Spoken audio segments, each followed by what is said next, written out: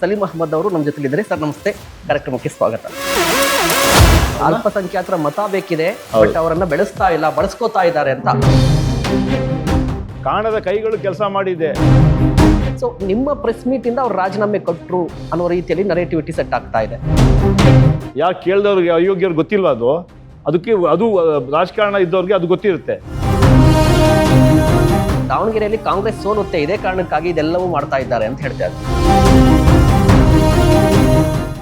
4ನೇ ತಾರೀಕು ಉತ್ತರ ಕೊಡ್ತೀವಿ, ಜನ ಉತ್ತರ ಕೊಡ್ತಾರೆ. ಸುಮನ್ ಟಿವಿ ಕನ್ನಡದಲ್ಲಿ ಜಾಹೀರಾತು ನೀಡಲು ಸಂಪರ್ಕಿಸಿ 9686376663. ನಮಸ್ಕಾರ, ನೀವು ನೋಡ್ತಾ ಇದ್ದೀರಾ ಸುಮನ್ ಟಿವಿ ಕನ್ನಡ. ನಾನು ಮಹೇಶ್. ವೀಕ್ಷಕರೇ, ದಾವಣಗೆರೆ ಸೌತ್ ಬೈ ಎಲೆಕ್ಷನ್ ನಂತರ ರಾಜ್ಯ ಕಾಂಗ್ರೆಸ್ ಘಟಕ ಮುಖ್ಯವಾಗಿ ಅಲ್ಪಸಂಖ್ಯಾತರಲ್ಲಿ ಒಂದು ಗೊಂದಲ ಉಂಟಾಗಿದೆ. ಟಿಕೆಟ್ ಘೋಷಣೆಗೂ ಮೊದಲು ಕಂಪ್ಲೀಟ್ ಆಗಿ ಒಗ್ಗಟ್ಟಾಗಿದ್ದಂತಹ ಅಲ್ಪಸಂಖ್ಯಾತ ನಾಯಕರು ಈಗ ಮತದಾನದ ನಂತರ ಕಂಪ್ಲೀಟ್ ಆಗಿ ಗೊಂದಲದ ವಾತಾವರಣ, ಆರೋಪ ಪ್ರತ್ಯಾರೋಪ ಬರ್ತಾ ಇದೆ, ಪ್ರೆಸ್ ಮೀಟ್ಗಳಾಗ್ತಾ ಇದೆ. ಸೊ ಏನಾಗ್ತಾ ಇದೆ ರಾಜ್ಯ ಕಾಂಗ್ರೆಸ್ನಲ್ಲಿ, ಇದ್ರ ಬಗ್ಗೆ ಮಾತನಾಡಲಿಕ್ಕೆ MLC ಆಗಿರುವಂತಹ ಸಲೀಂ ಅಹ್ಮದ್ ಇದ್ದಾರೆ. ಅದೇ ರೀತಿಯಾಗಿ ನಾನು ಯಾವುದೋ ಒಂದು ಸಮುದಾಯಕ್ಕೆ ಇವರನ್ನ ನಾನು ಸೀಮಿತಗೊಳಿಸ್ತಾ ಇಲ್ಲ, ಪಕ್ಕಾ ಕಾಂಗ್ರೆಸ್ಸಿಗರು ಸಲೀಂ ಅಹ್ಮದ್ ಅವರು ನಮ್ಮ ಜೊತೆಲಿದ್ದಾರೆ. ಸರ್ ನಮಸ್ತೆ, ಕಾರ್ಯಕ್ರಮಕ್ಕೆ ಸ್ವಾಗತ. ಸರ್, ಚುನಾವಣೆಗೂ ಮೊದಲು ಅಥವಾ ಟಿಕೆಟ್ ಘೋಷಣೆಗೂ ಮೊದಲು ಅಲ್ಪಸಂಖ್ಯಾತ ನಾಯಕರಲ್ಲಿ ಒಗ್ಗಟ್ಟು ಕಾಣಿಸ್ತಾ ಇತ್ತು, ಈಗ ಒಗ್ಗಟ್ಟು ಕಾಣಿಸ್ತಾ ಇಲ್ಲ. ಏನ್ ಚೇಂಜ್ ಆಗ್ಬಿಡ್ತು? ಮುಂಚೆನೂ ಒಗ್ಗಟ್ಟಿತ್ತು, ಇವಾಗಲೂ ಇದೆ, ಮುಂದೆನೂ ಇರುತ್ತೆ. ಏನ್ ಚೇಂಜ್ ಆಗಿಲ್ಲ. ಇಲ್ಲಿ ನಮ್ಮ ಕರ್ತವ್ಯಗಳನ್ನ ನಾವು ಮಾಡಿದ್ದೀವಿ. ಇಲ್ಲಿ ಭಾವನೆಗಳಿಗೆ ಅವಕಾಶ ಇಲ್ಲ. ನಮ್ಮ ಜವಾಬ್ದಾರಿ, ನಮ್ಮ ಕರ್ತವ್ಯ. 45 ವರ್ಷ ಮಾಡ್ಕೊಂಡು ಬಂದ್ವಿ, ಇವಾಗ್ಲೂ ಮಾಡ್ತೀವಿ, ಮುಂದೆ ಕೂಡ ಮಾಡ್ತೀವಿ ಕಾರ್ಯಕರ್ತರಾಗಿ. ಇದು ಶುರುವಾಗಿದ್ದು ನಮ್ಮ ಶಾಮನೂರು ಶಿವಶಂಕರಪ್ಪ ದಿನದ ನಂತರ. ಹೌದು. ಈಗ ಎರಡು ತಿಂಗಳಿಂದ ಯಾವುದೇ ಒಂದು ಅಲ್ಲಿ DCC ಅಧ್ಯಕ್ಷರಾಗಲಿ ಅಥವಾ ಮಂತ್ರಿಗಳಾಗಲಿ ಅವ್ರನ್ನೆಲ್ಲ ಚರ್ಚೆ ಮಾಡಿದೆ. ಏಕಾಏಕಿಯಲ್ಲಿ ಬೇರೆ ಬೇರೆ ರೀತಿಯಲ್ಲಿ ಸಮಾಜಗಳ ಮೀಟಿಂಗ್ಗಳು ಶುರುವಾಯಿತು. ಅಲ್ಲಿ ಸ್ವಲ್ಪ ಗೊಂದಲ ಆಯಿತು. ನಾವು ಕೂಡ, ನಾನಿರ್ಬೋದು, ಜಮೀರ್ ಇರ್ಬೋದು, ರಿಜ್ವಾನ್ ಇರ್ಬೋದು, ನಜೀರ್ ಇರ್ಬೋದು, ತನ್ವೀರ್ ಸೇಠ್ ಇರ್ಬೋದು, ನಮ್ಮ ಶಾಂತಿನಗರ ಹ್ಯಾರಿಸ್ ಇರ್ಬೋದು, ರಹೀಮ್, ನಾವೆಲ್ಲ ಕೂತ್ಕೊಂಡು ಮುಖ್ಯಮಂತ್ರಿಗಳು ಭೇಟಿ ಮಾಡಿ ಅಲ್ಪಸಂಖ್ಯಾತರಿಗೆ ಅವಕಾಶ ಮಾಡಿಕೊಡಿ. ಸುಮಾರು 80,000 ಓಟ್ ಅಲ್ಲಿ ಅಲ್ಪಸಂಖ್ಯಾತರಿದೆ. ಆ ಓಟನ್ನು ಅದನ್ನು ಕೊಡಿ, ನಮ್ಗೆ ಅವಕಾಶ ಮಾಡಿಕೊಡಿ. ಲಾಸ್ಟ್ ಟೈಮ್ ಕೇಳಿದ್ವಿ, ಅದು ಶಾಮಶಂಕರ್ ಇದ್ರು, ಕೊಡಿ ಅಂತ ಕೇಳಿದ್ವಿ. ಒಂದು KBC ಅಧ್ಯಕ್ಷರು ಕೇಳಿದ್ವಿ, ಮುಖ್ಯಮಂತ್ರಿಗಳು ಕೂಡ ಕೇಳಿದ್ವಿ. ಅದು ಚರ್ಚೆ ಆಗಿತ್ತು. ಅದನ್ನು ಕೇಳಿದ್ಮೇಲೆ ಮುಖ್ಯಮಂತ್ರಿ ಒಂದು ಸಭೆಯಲ್ಲಿ ಮುಖ್ಯಮಂತ್ರಿಗಳು ಹೇಳಿದ್ರು, ನೋಡಿ ಅಲ್ಲಿ ಜಿಲ್ಲಾ ಮಂತ್ರಿಗಳಿದ್ದಾರೆ, ಅವ್ರ ಹತ್ರ ಕೂಡ ಒಂದು ಚರ್ಚೆ ಮಾಡಿ, ಅವ್ರ ಹತ್ರ ಕೂಡ ಮಾತಾಡಿಬಿಟ್ಟು ಒಮ್ಮತದ ಅಭ್ಯರ್ಥಿ ಮಾಡೋಣ. ಅದಕ್ಕೆ ಕೆಲವರು ಅದಕ್ಕೆ ಆಕ್ಷೇಪ ವ್ಯಕ್ತಪಡಿಸಿದ್ರು. ಇಲ್ಲ ಮಲ್ಲಿಕಾರ್ಜುನ್ಗೆ ಏನು ಕೇಳೋದು, ನಾವು ತೀರ್ಮಾನ ಮಾಡಬೇಕು, ಏನು ಕೇಳೋದು ಇಲ್ಲ ಹಾಗೆ ಅಂತ ಮಾತನ್ನು ಹೇಳಿದ್ರು. ಆವಾಗ ನಾವು ರಿಜ್ವಾನ್ ಅವರು ಹೇಳಿದ್ವಿ, ಇಲ್ಲ ಡಿಸ್ಟ್ರಿಕ್ಟ್ ಮಿನಿಸ್ಟರ್ ಇರ್ತಾರೆ, ಗೆಲ್ಲಬೇಕಂದ್ರೆ ಎಲ್ಲ ಸಹಕಾರ ಬೇಕು, ಕೇವಲ ಅಲ್ಪಸಂಖ್ಯಾತ ಗೆಲ್ಲಕ್ಕೆ ಸಾಧ್ಯ ಇಲ್ಲ, ಅದರಿಂದ ಎಲ್ಲ ಮಾಡಬೇಕಂತ ಹೇಳೋ ಮಾತನ್ನು ನಾವು ಹೇಳಿದ್ವಿ. ಅಂತಿಮವಾಗಿ ಕೊನೆ ಒಂದು ಸಭೆ ಆಯಿತು. ಏನು ಸಭೆ ಆಯಿತು ಅಂತ ಹೇಳಿದ್ರೆ, ಕೊನೆಗೆ ಲಾಸ್ಟು ಎಲೆಕ್ಷನ್, ಅದಕ್ಕೆ ಮುಂಚೆ ಒಂದು ಸಾಯಂಕಾಲ ನಮ್ಮ ಧರ್ಮಗುರುಗಳೆಲ್ಲ ನಮ್ಮ ಸುರ್ಜೇವಾಲ ಅವ್ರಿಗೆ ಭೇಟಿ ಮಾಡಬೇಕಂತ ಹೇಳಿದ್ರು. ಸೊ ಸುರ್ಜೇವಾಲ ಅವರು ಗುರುಗಳ ಭೇಟಿ ಮಾಡೋಕ್ಕೆ ಬಂದರು. ಅದು ಸನ್ಮಾನ್ಯ ರಿಜ್ವಾನ್ ಅವ್ರ ಮನೆಯಲ್ಲಿ ಎಲ್ಲ ಗುರುಗಳು ಬಂದಿದ್ದರು, ನಾನು ಹೋಗಿದ್ದೆ, ಸುರ್ಜೇವಾಲ ಇದ್ದರು. 1-1.5 ಗಂಟೆ ಚರ್ಚೆ ಆಯಿತು. ಗುರುಗಳೆಲ್ಲ ಈ ಸಲ ಅವಕಾಶ ಮಾಡಿಕೊಡಿ, ಅಲ್ಲಿ 80,000 ಮುಸಲ್ಮಾನರಿದ್ದಾರೆ ಅಂತ ಹೇಳಂತ ಮಾತಾಡೋದು. ಅದಕ್ಕೆ ಸುರ್ಜೇವಾಲ ಹೇಳಿದ್ರು, ಆಯಿತು, ನಾನೊಬ್ಬನೇ ತೀರ್ಮಾನ ಮಾಡೋಕ್ಕಾಗಲ್ಲ, ನಾನು ಉಸ್ತುವಾಗಿ ಸಾಕಷ್ಟು ಅಲ್ಪಸಂಖ್ಯಾತಕ್ಕೆ ನಾನು ಯಾವತ್ತೂ ಕೂಡ ಅವಕಾಶಗಳು ನಾನು ಜನಸಂಖ್ಯೆಯಾಗಿ ಮಾಡಿದ್ದೀನಿ. ನೀವು ಎಲ್ಲ ನಿಮ್ಮ ಭಾವನೆಗಳು ಅರ್ಥ ಆಗತ್ತೆ ನನಗೆ, ಬಟ್ ನನ್ನ ಅಂತಿಮವಾಗಿ ತೀರ್ಮಾನ ಕಾಂಗ್ರೆಸ್ ಅಧ್ಯಕ್ಷರದ್ದು ಮತ್ತು ಸನ್ಮಾನ್ಯ ರಾಹುಲ್ ಗಾಂಧಿ ಅವ್ರ ಜೊತೆ ನಾನು ಮಾಹಿತಿ ಕೊಡ್ತೀನಿ. ಆದರೆ ಅದಕ್ಕಿಂತ ನಾಳೆ ಸಾಯಂಕಾಲ ಮಹತ್ವವಾದ ಒಂದು ಸಭೆ ಇದೆ. ಆ ಸಭೆಯಲ್ಲಿ ನಿಮ್ಮ ಅಲ್ಪಸಂಖ್ಯಾತ ಎಲ್ಲ ಮುಖಂಡರು ಕರಿತೀನಿ, ಡಿಸ್ಟ್ರಿಕ್ಟ್ ಮಿನಿಸ್ಟರ್ ಮಲ್ಲಿಕಾರ್ಜುನ ಕರಿತೀನಿ, ಅದರಲ್ಲಿ CM ಇರ್ತಾರೆ, DCM ಇರ್ತಾರೆ. ಅದು ಮುಂದೆ ಚರ್ಚೆ ಮಾಡಿ ನಾವು ಅಂತಿಮ ತೀರ್ಮಾನ ತಗೊಳ್ತೀವಿ ಅಂತ ಮಾತನ್ನ ಯಾರು ಹೇಳ್ತಾರೆ? ಸುರ್ಜೇವಾಲ ಅವರು ಎಲ್ಲ ಧರ್ಮಗುರುಗಳಿಗೆ ಹೇಳ್ತಾರೆ. So this been very clear. ಅದಾದಮೇಲೆ ಅವತ್ತು ಹಬ್ಬ ಇರ್ತಾರೆ, ರಂಜಾನ್ ಹಬ್ಬ. ಅವತ್ತು ಸಾಯಂಕಾಲ 6 ಗಂಟೆ ಒಂದು ಮೀಟಿಂಗ್ ಇರ್ತಾರೆ. ಆ ಮೀಟಿಂಗಲ್ಲಿ AICC ಜನರಲ್ ಸೆಕ್ರೆಟರಿ ಸುರ್ಜೇವಾಲ ಅವರು, ಅದೇ ರೀತಿ ಮುಖ್ಯಮಂತ್ರಿಗಳ ಸಿದ್ದರಾಮಯ್ಯರವರು, KPCC ಅಧ್ಯಕ್ಷರು ಮತ್ತು deputy chief minister DK Shivakumar ಅವರು, ಜಿಲ್ಲಾ ಮಂತ್ರಿಗಳ ದಾವಣಗೆರೆ ಮಲ್ಲಿಕಾರ್ಜುನ್ ಅವರು ಹಾಗೂ ನಾನು, ಜಮೀರು, ನಜೀರು, ರಿಜ್ವಾನು, ಹ್ಯಾರಿಸು ಮತ್ತು ರಹೀಮ್ ಖಾನು ಮತ್ತು ಎಲ್ಲ ಅಲ್ಪಸಂಖ್ಯಾತರ ಎಲ್ಲ ನಾಯಕರಲ್ಲಿ ಭಾಗಿಯಾಗ್ತಾರೆ. ತನ್ವೀರ್ ಸೇಠು ಮೈಸೂರಲ್ಲಿರ್ತಾರೆ. ಸುರ್ಜೇವಾಲ ಅವ್ರಿಗೆ ಫೋನ್ ಮಾಡಿ ಅವ್ರಿಗೆ ಕೇಳ್ತಾರೆ, ಏನಾದರೂ ನಿಮ್ಮದು ವೈಯಕ್ತಿಕ ಏನಾದರೂ ಹೆಸರುಗಳಿದೆಯಾ ಅಂತ. ಅದಕ್ಕೆ ಅವ್ರು ಹೇಳ್ತಾರೆ, ಇಲ್ಲ ನೀವು ಪಾರ್ಟಿ ಹೈಕಮಾಂಡ್ ಏನು ತೀರ್ಮಾನ ಮಾಡ್ತೀವಿ ಅದಕ್ಕೆಲ್ಲ ಬದ್ಧ ಹೇಳೋಂಥ ಮಾತನ್ನು ತನ್ವೀರ್ ಸೇಠ್ ಹೇಳ್ತಾರೆ. ಜಬ್ಬಾರ್ಗೂ ಫೋನ್ ಮಾಡ್ತಾರೆ ಸುರ್ಜೇವಾಲ ಅವರು, ಇಲ್ಲ ನಿಮ್ಮ ಪಾರ್ಟಿ ಹೈಕಮಾಂಡ್ ಏನು ತೀರ್ಮಾನ ತೊಗೊಳುತ್ತೆ ಅದಕ್ಕೆ ನಾನು ಬದ್ಧ ಅಂತ ಹೇಳೋ ಮಾತನ್ನು ಯಾರು ಹೇಳ್ತಾರೆ? ಇದೇ ಜಬ್ಬಾರ್ ಅವರು ಹೇಳ್ತಾರೆ. ಇದು ಯಾರು ಹೇಳ್ತಾರೆ? ಈ ಸಭೆಯಲ್ಲಿ ಸನ್ಮಾನ್ಯ ಸುರ್ಜೇವಾಲ ಅವರು ಸಭೆಗೆ ಹೇಳ್ತಾರೆ, ಈ ಥರ ಇವ್ರು ಬರೋಕ್ಕಾಗಲಿಲ್ಲ, ಅದಕ್ಕೆ ಇವ್ರ ಹತ್ರ ಮಾತಾಡ್ಕೊಂಡು ನಾನು ಇವ್ರಿಗೆ ಹೇಳಿದ್ದಾರೆ ಅಂತ ಚರ್ಚೆ ಶುರು ಆಗತ್ತೆ. ನಾವು ಅಲ್ಪಸಂಖ್ಯಾತರು ನೋಡಿ ಅವ್ರು ಏನು ಮಾಡ್ತಾರೆ, ಈಗ ಒಂದೇ ಒಂದು ಹೆಸರಿಟ್ಕೊಂಡು ಕೆಲವರು ಅವ್ರಿಗೆ ಕೊಡಬೇಕು, ಅವ್ರು ಕೊಟ್ಟಿಲ್ಲ ನಾವು ಅಖಿಲೇಶ ಮಾಡಲ್ಲ ಅಂತ ಹೇಳೋಂಥ ಮಾತನ್ನು ಹೇಳ್ತಾರೆ. ಓಕೆ. ಸೊ ಒಂದೇ ಹೆಸರು ಇಟ್ಕೊಂಡು ಆ ಮೀಟಿಂಗಲ್ಲಿ ಚರ್ಚೆ ಆಗುವಾಗ ನಾವು ಮತ್ತೆ ಹೇಳ್ತೀವಿ ಅಲ್ಪಸಂಖ್ಯಾತರು ಅವಕಾಶ ಮಾಡಿಕೊಡಿ ಅಂತ. ಆವಾಗ ಸುರ್ಜೇವಾಲ ಅವರು ಏನು ಹೇಳ್ತಾರೆ, ಎಲ್ಲ ಚರ್ಚೆ ಮಾಡಿರ್ತಾರೆ ಅಧ್ಯಕ್ಷರ ಜೊತೆ, ಸಿ ಎಂ ಜೊತೆ, ಹೈಕಮಾಂಡ್ ಜೊತೆ. ಏನು ಹೇಳ್ತಾರೆ ನೋಡಿ, ಕಾಂಗ್ರೆಸ್ಸಲ್ಲಿ ಸಂಪ್ರದಾಯ ಇದೆ, ಯಾರಾದ್ರು ತೀರೋದ್ರೆ ಅವರ ಫ್ಯಾಮಿಲಿ ಮೆಂಬರ್ಗೆ ಟಿಕೆಟ್ ಕೊಡೋದು ಒಂದು ಸಂಪ್ರದಾಯ ಇಟ್ಕೊಂಡಿದ್ದೀವಿ. ಈಗೆಲ್ಲ ಮುಂಚೆ ಅಂದರೂ ಕೂಡ, ಇವಾಗ ಅಜಿತ್ ಸೇಠ್ ತೀರೋದ್ರು, ತನ್ವೀರ್ ಸೇಠ್ ಕೊಟ್ಟರು. ಅದೇ ರೀತಿ ನಮ್ಮ ಯು ಟಿ ಫರೀದ್ ತೀರೋದ್ರು, ಯು ಟಿ ಖಾದರ್ ಕೊಟ್ಟರು. ಅದೇ ರೀತಿ ಬಾಗಲಕೋಟೆಯಲ್ಲಿ ನಮ್ಮ ಮೇಟಿ ತೀರೋಗಿದ್ದಾರೆ, ಅವ್ರ ಮಗನಿಗೆ ಉಮೇಶ್ ಪೇಟಿ ಕೊಡ್ತಾ ಇದ್ದೀವಿ. ಹಾಗಿರುವಾಗ ದಾವಣಗೆರೆಯಲ್ಲಿ ನಾವು ಶಾಮನೂರು ಶಿಕ್ಷಕ ದಿವಂತ ಅವ್ರ ಫ್ಯಾಮಿಲಿಗೆ ಕೊಡಲಿಲ್ಲ, ತಪ್ಪಾಗತ್ತೆ. ಅವ್ರು ಕೇಳಿದ್ರೆ ಬರೀ 2 ವರ್ಷ. ಶಾಮನೂರು ಅವರು ಬದುಕಿದ್ರೆ 2 ವರ್ಷ MLA ಆಗಿರ್ತಾ ಇದ್ರು. ಆ MLA 2 ವರ್ಷ ನಮ್ಗೆ ಕೊಡಿ, 2028ರಲ್ಲಿ ನೀವು ಜನರಲ್ಲಿ ಓಪನ್ ಆಗಿರುತ್ತೆ, ಅಲ್ಪಸಂಖ್ಯಾತರು ಕೂಡ ಕೇಳ್ಬೋದು, ಆ ಟೈಮಲ್ಲಿ ನಾವು ತೀರ್ಮಾನ ತೊಗೊಳ್ತೀವಿ ಅಂತ ಮಾತನ್ನು ಸುರ್ಜೇವಾಲ ಅವರು ಹೇಳ್ತಾರೆ. ಅಂತ ನಮ್ಮ ಅಲ್ಪಸಂಖ್ಯಾತ ಮುಖಂಡರಿಗೆ ನೀವು ಅರ್ಥ ಮಾಡ್ಕೊಳ್ಳಿ, ನಾವು ಅಲ್ಲಿ ಬಾಗಲಕೋಟೆ ಕೊಟ್ಟು ಇಲ್ಲಿ ಕೊಟ್ಟಿಲ್ಲ ಅಂತ ಹೇಳಿದ್ರೆ ನಾವು ತಪ್ಪಾಗ್ತೀವಿ, ಅದನ್ನು ಯಾರು ಉತ್ತರ ಕೊಡೋಕ್ಕಾಗಲ್ಲ ಅಂತ ಹೇಳೋಂಥ ಮಾತನ್ನು ಹೇಳಿ 2 ಗಂಟೆ ಚರ್ಚೆ ಆದಮೇಲೆ ನಮ್ಮೆಲ್ಲ ಒಪ್ಪಿಗೆ ಪಡೆದು, ನಮ್ಮೆಲ್ಲ ಅಲ್ಪಸಂಖ್ಯಾತರ ಮುಖಂಡರ ಒಪ್ಪಿಗೆ ಪಡೆದು ಅಂತಿಮವಾಗಿ ಟಿಕೆಟನ್ನು ನೆಕ್ಸ್ಟ್ ಡೇ ಅನೌನ್ಸ್ ಮಾಡ್ತಾರೆ. So point to be noted, ಮತ್ತೆ ರಿಪೀಟ್ ಮಾಡ್ತಾ ಇದ್ದೀನಿ, ನಾವು ಎಲ್ಲ ಅಲ್ಪಸಂಖ್ಯಾತರ, ನನ್ನ ಜಮೀರ್ ಇರ್ಬೋದು, ನಜೀರ್ ಇರ್ಬೋದು, ಸಲೀಂ ಇರ್ಬೋದು, ರಿಜ್ವಾನ್ ಇರ್ಬೋದು, ಹ್ಯಾರಿಸ್ ಇರ್ಬೋದು, ತನ್ವೀರ್ ಸೇಠ್ ಇರ್ಬೋದು, ಜಬ್ಬಾರ್ ಇರ್ಬೋದು, ರಹೀಮ್ ಖಾನ್ ಇರ್ಬೋದು, ಎಲ್ಲರ ಒಮ್ಮತ ತಗೊಂಡು ನಮ್ಮ ಹತ್ರ ಎಲ್ಲ ಸಹಮತದಿಂದ ಅಲ್ಲಿ ಆಗ್ಬೋದು, ನಾಳಿಂದೆಲ್ಲ ಎಲೆಕ್ಷನ್ ಕ್ಯಾಂಪೇನ್ ಹೊರಡಿ ಅಂತ ಹೇಳಿ ಆ ಮಂತ್ರಿಗಳು ಮಲ್ಲಿಕಾರ್ಜುನ್ ಎಲ್ಲರಿಗೂ ನೀವು ಕ್ಯಾಂಪೇನ್ ಬರಬೇಕಂತ ಅಲ್ಲೇ ಹೇಳಿ ನೆಕ್ಸ್ಟ್ ಡೇ ಅದನ್ನು ಅನೌನ್ಸ್ ಮಾಡ್ತಾರೆ. ಅದಾದ ತಕ್ಷಣ ನೆಕ್ಸ್ಟ್ ಡೇ ಏನು ಶುರು ಮಾಡ್ತಾರೆ, ಅಲ್ಪಸಂಖ್ಯಾತರಿಗೆ ಅನ್ಯಾಯ ಮಾಡಿಬಿಟ್ರು, ಮಾತೆ ಕೇಳಲಿಲ್ಲ, ಮೋಸ ಮಾಡಿಬಿಟ್ರು ಅಂತ ಹೇಳಂತ ಮಾತು. ಅಲ್ಪಸಂಖ್ಯಾತರ ಮತ ಬೇಕಿದೆ, ಬಟ್ ಅವರನ್ನ ಬೆಳೆಸ್ತಾ ಇಲ್ಲ, ಬಳಸ್ಕೋತಾ ಇದ್ದಾರೆ ಅಂತ ಯಾರು ಹೇಳೋದು? ಯಾರು ನೆರೆಟಿವಿಟಿ ಸೆಟ್ ಆಯ್ತು ಅಲ್ಲ, ಯಾರು? ಅದೇ ನಾನು ಹೇಳ್ತಾ ಇರೋದು, ಅಲ್ಲಿ ಬಂದಂತ ಮುಖಂಡರು ದಾವಣಗೆರೆಗೆ ಬಂದು ಹೇಳಬೇಕಾಗಿತ್ತು ಧೈರ್ಯದಿಂದ, ಹೌದು ನಾವು ಒಪ್ಕೊಂಡು ಬಂದಿದ್ದೀವಿ, ನಾವು ಅಲ್ಪಸಂಖ್ಯೆ ಯಾರಿಗೂ ಅನ್ಯಾಯ ಆಗಿಲ್ಲ, ನಮ್ಮನ್ನೆಲ್ಲ ಒಪ್ಪಿಸಿ, ಇವತ್ತು ನೀವು ನಮ್ಮನ್ನ ಮುಖಂಡರಾಗಿ ಮಾಡಿದ್ದೀರಾ, ನಮ್ಮನ್ನೆಲ್ಲ ಒಪ್ಪಿಸಿ, ಅವರು ಏನು ನಮ್ಮ ಕಾಂಗ್ರೆಸ್ ಸಂಪ್ರದಾಯ ಇದೆ, ನಾವು ಬಾಗಲಕೋಟೆ ಕೊಟ್ಟರೆ ದಾವಣಗೆರೆ ಕೊಡಬೇಕಾಗ್ತದೆ, ಅದಕ್ಕೆ 2 ವರ್ಷ ಕೊಡ್ತಾ ಇದ್ದೀವಿ, 28ರಲ್ಲಿ ಹೇಳಿದ್ದಾರೆ, ಮತ್ತೆ ಚರ್ಚೆ ಮಾಡ್ತೀವಿ ಹೇಳಂತ ಮಾತು ಎದೆಗಾರಿಕೆ ಆ ಅಲ್ಪಸಂಖ್ಯಾತ ಮುಖಂಡರು ಬಂದು ಹೇಳಬೇಕಾಗಿತ್ತು. ಅದು ಹೇಳಿಲ್ಲ. ಇಲ್ಲಿ ಬೆಂಗಳೂರಲ್ಲಿ ಕೂತ್ಕೊಂಡು ಅನ್ಯಾಯ ಆಗೋಯ್ತು, ಮೋಸ ಆಗೋಯ್ತು, ಉಲ್ಲಂಘನೆಗಳಿಗೆ ಅನ್ಯಾಯ ಮಾಡಿದ್ರು ಹೇಳಂತ ಮಾತನ್ನು ಹೇಳಿ ತಪ್ಪು ದಾರಿಗೆ ತೊಗೊಂಡು ಹೋಗ್ಬಿಟ್ರು ಯಾರಿಗೆ, ಅಲ್ಪಸಂಖ್ಯಾತರಿಗೆ. ಆಮೇಲೆ ಏನಾಯ್ತು, ಅಲ್ಲಿ ಕೆಲವರು ಬಂಡಾಯನ ಹಾಕ್ಸ್ಬಿಟ್ರು. ನಮ್ಮ ಕೆಲವು ಮುಖಂಡರ ಕುಮ್ಮಕ್ಕಿಂದ ಅಲ್ಲಿ ಬಂಡಾಯನ ಹಾಕ್ಸ್ಬಿಟ್ರು. ಕೆಲವು ಕಾಂಗ್ರೆಸ್ ಅವರೇ ಬಂಡಾಯ ಹಾಕಿರೋರೇ ಹೇಳಿದ್ರು, ಬಂದು CMಗೆ, DCMಗೆ, ಮತ್ತು KPC ಅಧ್ಯಕ್ಷರು ಹೇಳಿದ್ರು, ನಮ್ಮನ್ನು ಹೇಳಿ ಹಾಕ್ಸೋದು ಹೇಳಂತ ಮಾತು ಹೇಳಿದ್ರು. ಅದನ್ನು ಮತ್ತೆ ನಾನು, ರಿಜ್ವಾನ್ ಅವರು ಮತ್ತೆ ನಾವಿಬ್ಬರು ಹೋಗಿ ಅದನ್ನು ವಿಡ್ರಾ ಮಾಡಿಸಿ ಮತ್ತು ಚುನಾವಣೆಗೆ ಜವಾಬ್ದಾರಿ ಕೊಟ್ಟರು ಪ್ರಾಮಾಣಿಕವಾಗಿ. ಯಾಕಂದ್ರೆ ಒಬ್ಬ ಕಾರ್ಯಕರ್ತರಾಗಿ ಪಕ್ಷದ ಒಂದು ಯಾವತ್ತೂ ಕೂಡ ಪಕ್ಷ ಪರವಾಗಿ ಕೆಲಸ ಮಾಡುವಂತಹ ಜಾಯಮಾನ ನಮ್ಮದು. ಅದರಿಂದ ನಾವು ನಮ್ಮ ವಿಶೇಷವಾಗಿ ಸನ್ಮಾನ್ಯ ಸಿದ್ದರಾಮಯ್ಯರ ಸನ್ಮಾನ್ಯ ನಮ್ಮ ಜನಾರ್ದನ್ ಪೂಜಾರಿಯವರ ಅಧ್ಯಕ್ಷರವಾಗಿ ಬಂದಂಥ ನಾನು ವೀರೇಂದ್ರ ಪಾಟೀಲ್ ಅವರ ಸಿದ್ಧಾಂತಗಳ ಮೇಲೆ ಕಾಂಗ್ರೆಸ್ ಪಕ್ಷವನ್ನು ಕಟ್ಬಿಟ್ಟು ಸಿದ್ಧಾಂತವಾಗಿ ಯಾವುದೇ ಒಂದು ಬೇರೆ ಯೋಚನೆ ಮಾಡಿ ನಮ್ಮ ಕರ್ತವ್ಯ, ನಮ್ಮ ಧರ್ಮ ಏನಿದೆ ಪಕ್ಷ ಕಟ್ಟೋದು, ಅದೇ ರೀತಿ ಚುನಾವಣೆಯಲ್ಲಿ ಪ್ರಾಮಾಣಿಕವಾಗಿ ನಾವು ಕೆಲಸ ಮಾಡಿದ್ದೀವಿ. ಅಲ್ಲಿ ಸಮರ್ಥ್ ಗೆಲ್ತಾ ಅಂತ ವಿಶ್ವಾಸ ವ್ಯಕ್ತಪಡಿಸ್ತಾರೆ.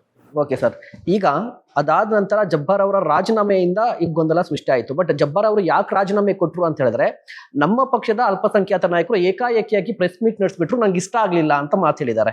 ಸೊ ನಿಮ್ಮ ಪ್ರೆಸ್ ಮೀಟ್ ಇಂದ ಅವ್ರು ರಾಜೀನಾಮೆ ಕೊಟ್ಟರು ಅನ್ನೋ ರೀತಿಯಲ್ಲಿ ನರೇಟಿವಿಟಿ ಸೆಟ್ ಆಗ್ತಾ ಇದೆ. ಅವ್ರ ಪ್ರೆಸ್ ಮೀಟ್ ಅದಲ್ಲ, ಆ ಪ್ರೆಸ್ ಮೀಟ್ ಅವ್ರ ಹೆಸರೇ ಹೇಳಿಲ್ಲ ನಾವು. ತೆಗೆದು ನೋಡಿ ಪ್ರೆಸ್ ಕಾನ್ಫರೆನ್ಸ್, ನೆನ್ನೆ ಉತ್ತರ ಕೊಟ್ಟಿದ್ದೀನಿ ನಾನು. ಅವ್ರು ಯಾರು ತಗೊಂಡಿಲ್ಲ. ಅದನ್ನು ಹೇಳಿದೆ, ಹೌದು ಏನು ಹೇಳಿದೆ, ಕಾಣದ ಕೈಗಳು ಕೆಲಸ ಮಾಡಿದೆ, ಷಡ್ಯಂತ್ರ ಮಾಡಿದೆ ಸೋಲ್ಸಕ್ಕೆ ಅಂತ ಹೇಳೋಂಥ ಮಾತು ಹೇಳಿದ್ರು ಸರಿ.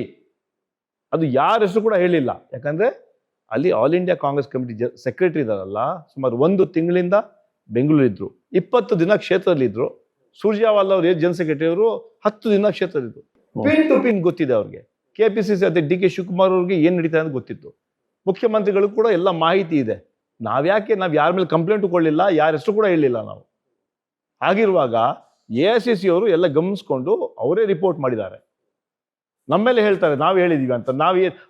ಅವ್ರ ಹೆಸರು ಹೇಳಿಲ್ಲ ನಾವು ಫಸ್ಟ್ ಆಫ್ ಆಲ್.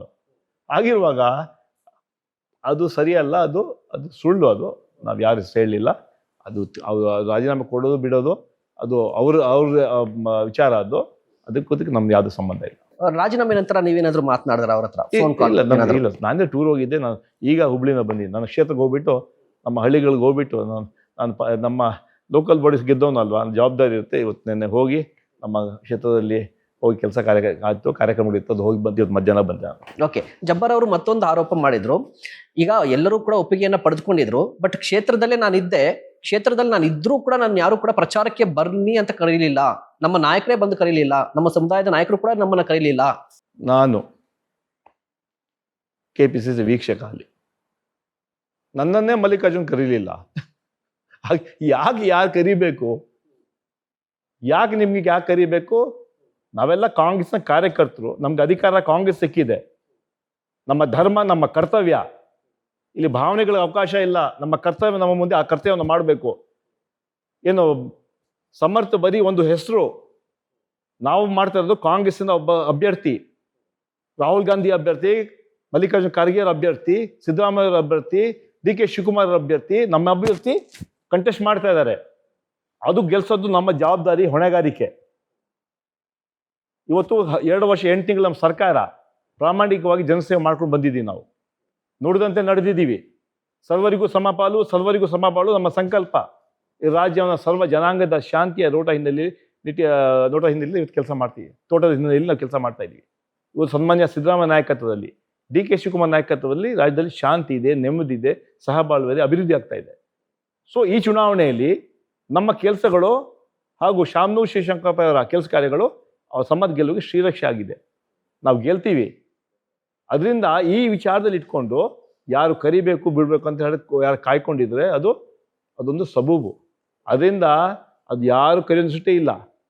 ಇವತ್ತು ಮಂತ್ರಿಗಳು ಬಂದು ಕೆಲಸ ಮಾಡಿದ್ರು ಬೂತ್ಗಳಲ್ಲಿ. ನಮ್ಮ ಶಾಸಕರು 50 ಶಾಸಕರು ಬಂದಿದ್ರು.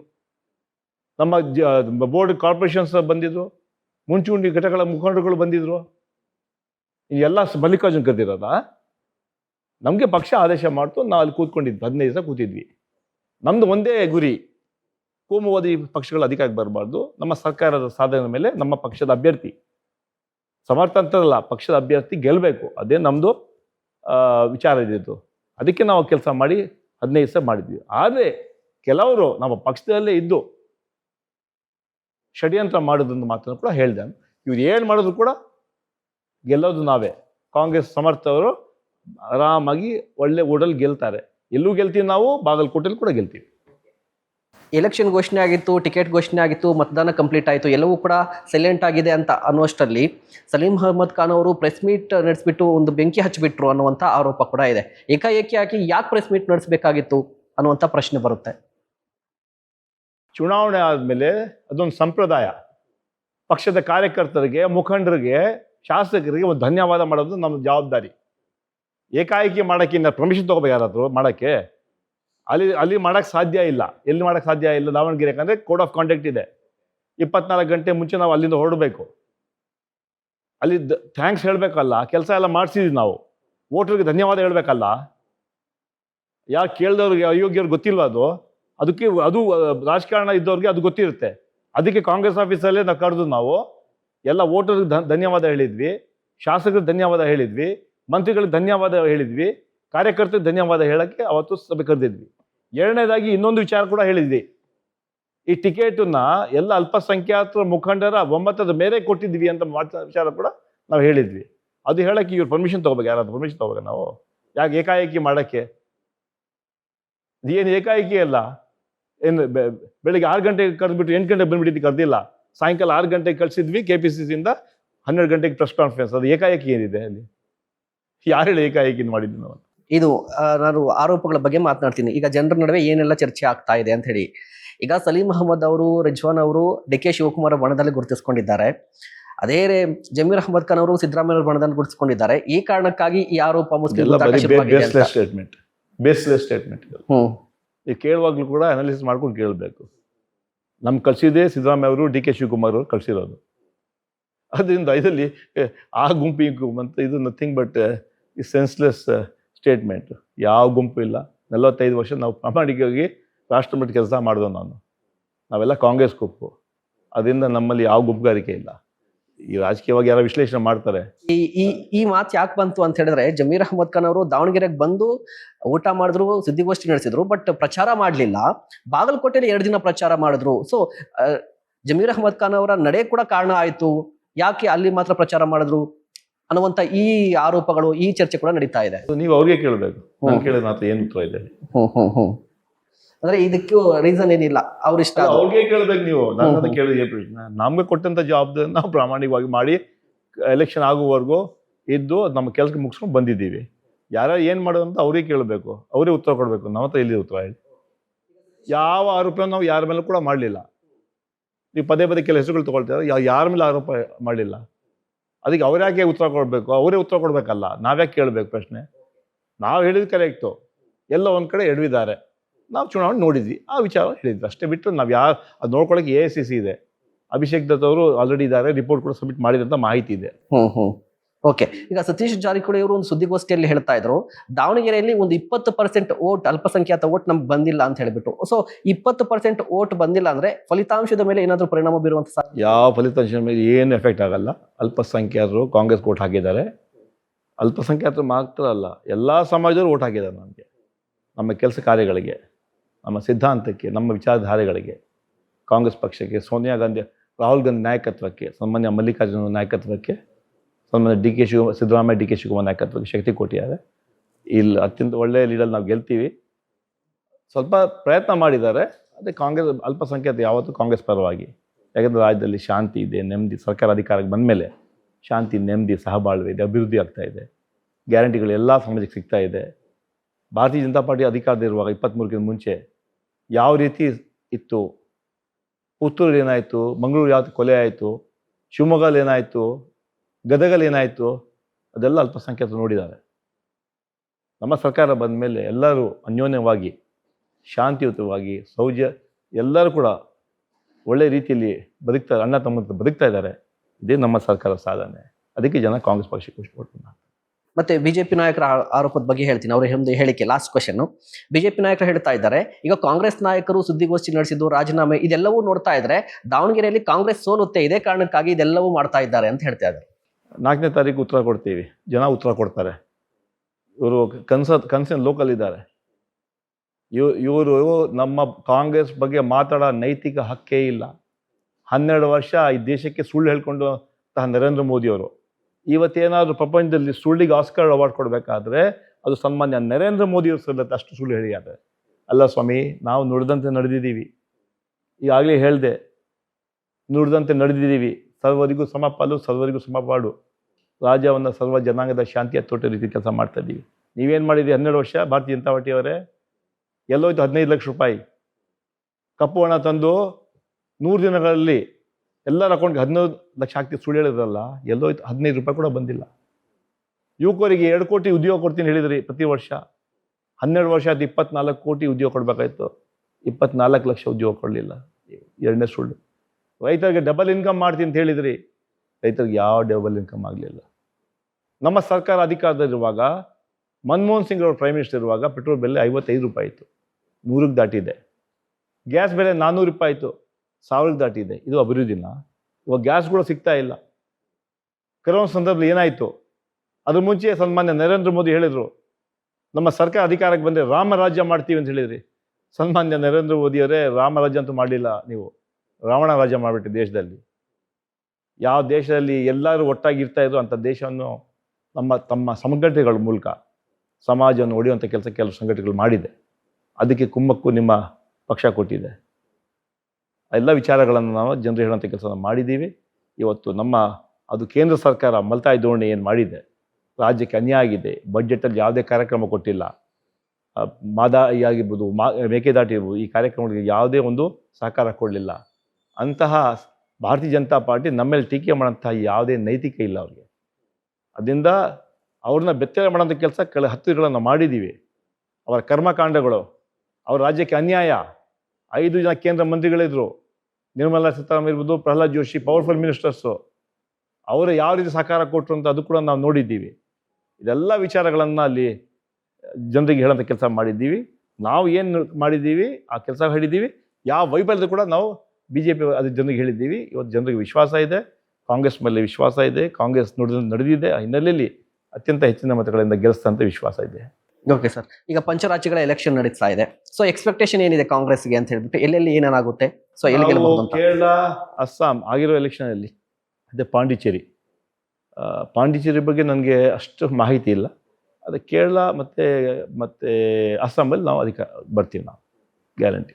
ಓಕೆ ಸರ್, ಮತ್ತೆ ಮಲ್ಲಿಕಾರ್ಜುನ್ ಖರ್ಗೆ ಅವರು ಒಂದು ಹೇಳಿಕೆ ಇನ್ನೊಂದು ಬೆಂಗಾಲಲ್ಲಿ ಮತ್ತೆ ನಮ್ಮ ತಮಿಳುನಾಡು ಎಲೆಕ್ಷನ್ ಆಗಬೇಕು. ತಮಿಳುನಾಡಲ್ಲಿ ನಾವು ಸ್ಟಾಲಿನ್ ಮೈತ್ರಿಕೂಟ ಬರ್ತೀವಿ. ಬೆಂಗಾಲಲ್ಲಿ ನಾವು ಹೋರಾಟ ಮಾಡ್ತಾ ಇದೀವಿ, ನೋಡ್ಬೇಕು. ಓಕೆ ಪಾಂಡಿಚೇರಿ ಕೂಡ ನಾವು ಅಧಿಕಾರಕ್ಕೆ ಬರ್ತೀವಿ. ಓಕೆ ಸರ್, ಈಗ ಮಲ್ಲಿಕಾರ್ಜುನ್ ಖರ್ಗೆ ಅವರು AICC ಅಧ್ಯಕ್ಷರು, ಅವರ ಹೇಳಿಕೆಯಿಂದ ಒಂದಿಷ್ಟು ಚರ್ಚೆ ಶುರುವಾಗಿದೆ. RSS ಮತ್ತು BJPನ ವಿಷಸರ್ಪ ಅಂತ ಹೇಳಿದ್ದು ಸಾಕಷ್ಟು ಟೀಕೆಗೆ ಒಳಗಾಗ್ತಾ ಇದೆ. BJP ನಾಯಕರು ಇದು ಬೇರೆದ್ದೇ ಆಯಾಮ ಕೊಡ್ತಾ ಇದ್ದಾರೆ ಈಗ. ಸೊ ಏನ್ ಹೇಳ್ತೀರಾ ಈ ಹೇಳಿಕೆ ಬಗ್ಗೆ? ಕಾಂಗ್ರೆಸ್ ಪಕ್ಷ ಅಧ್ಯಕ್ಷರು ಏನು ಹೇಳ್ತಾರೆ ಯೋಚನೆ ಮಾಡಿ ಹೇಳೋದು. ಅದಕ್ಕೆ ಉತ್ತರ ಕೂಡ ಕೊಟ್ಟಿದ್ದಾರೆ. ಅದರಿಂದ ಅದಕ್ಕೆ ಲಂಸೋದು ನನಗೆ ಸರಿಯಲ್ಲ. ಅವರ ಏನು ಉತ್ತರ ಕೊಟ್ಟಿದ್ದಾರೆ, ನಮ್ಮ ಮುಖಂಡರುಗಳ ಉತ್ತರ ಅದನ್ನು ಕೊಟ್ಟಿದ್ದಾರೆ. ಮತ್ತೆ ಅದನ್ನು ಹೇಳೋಂಥ ನೆಸಿಟಿ ನನಗೇನಿಲ್ಲ. Okay sir, okay, thank you so much sir. ಇಷ್ಟೊಂದು ಮಾತನಾಡಿದ್ದಕ್ಕೆ, ಸಮಯ ಕೊಟ್ಟಿದ್ದಕ್ಕೆ ಥ್ಯಾಂಕ್ ಯು ಸೋ ಮಚ್. ವೀಕ್ಷಕರೇ, ಸದ್ಯ ನಡೀತಾ ಇರುವಂತಹ ಗೊಂದಲ ಯಾಕೆ ಸೃಷ್ಟಿಯಾಯಿತು, ಇದರ ಬಗ್ಗೆ ಸಾಕಷ್ಟು ಮಾಹಿತಿಯನ್ನು ಕೊಟ್ಟಿದ್ದಾರೆ. ಇಂತಹ ಮತ್ತಷ್ಟು ಕಂಟೆಂಟ್ಗಾಗಿ ನೋಡ್ತಾ ಇರಿ ಸುಮನ್ TV ಕನ್ನಡ.